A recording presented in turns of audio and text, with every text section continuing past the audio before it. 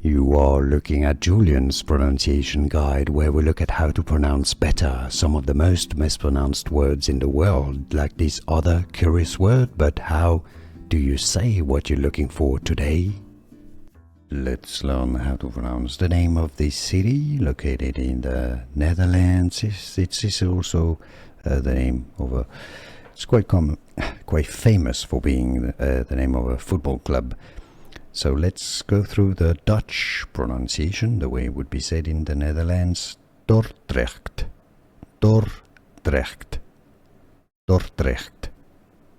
Therefore, in English, well, if you can say Dordrecht, that'd be fine, that'd be pretty good. You can say it as Dordrecht, Dordrecht as well, or Dordrecht. It's up to you. But if you can say Dordrecht, Dordrecht, that'd be pretty good. Or Dutch, Dordrecht.